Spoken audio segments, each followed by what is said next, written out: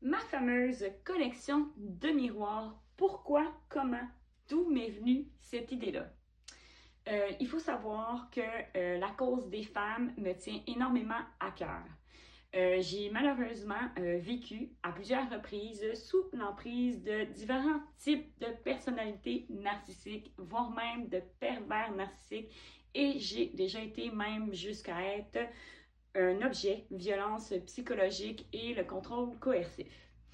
Ça m'a pris beaucoup d'années me remettre, me réapproprier et prendre conscience de tout ce que je portais en tant que femme, en tant que pourquoi, comment j'attirais ce type de personnalité-là et qu'est-ce que j'avais à régler en dedans de moi.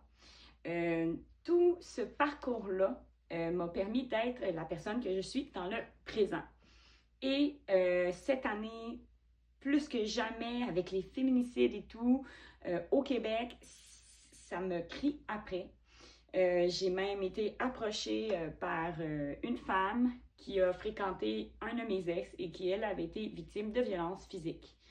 Pour ma part, heureusement, la violence commençait tranquillement, mais ça ne s'est pas rendu jusque-là.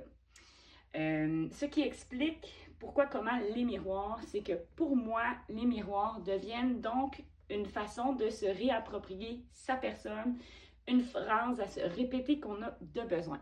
C'est une façon pour moi, finalement, d'aider les femmes à travers mon art. C'est un message qui est plus grand que l'œuvre. Chaque œuvre, en fait, a son propre titre. Une œuvre, ça vient avec son titre. Et dans ce cas-ci, le titre devient un mantra, une phrase à se répéter. C'est quelque chose, se regarder dans le miroir et se dire qu'on s'aime, qu'on se reconnaît pleinement. C'est déjà des outils utilisés par plusieurs thérapeutes et c'est reconnu. C'est quelque chose qui peut être très difficile aussi à faire. Donc, dans mes œuvres, le fait qu'on garde la demi-face du visage vraiment comme ça, puis qu'on est capable de se voir le visage, je trouve que c'est encore plus percutant.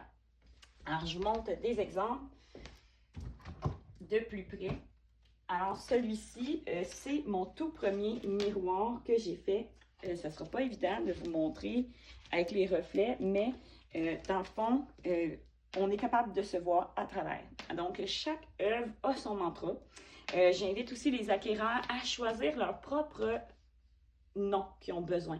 Donc, quand l'acquéreur prend possession du miroir qu'il veut, il est possible, dans le fond, que la personne choisisse son propre mantra. À ce moment-là, c'est encore plus personnalisé. Alors, écrivez-moi en privé pour savoir quelles sont mes œuvres disponibles.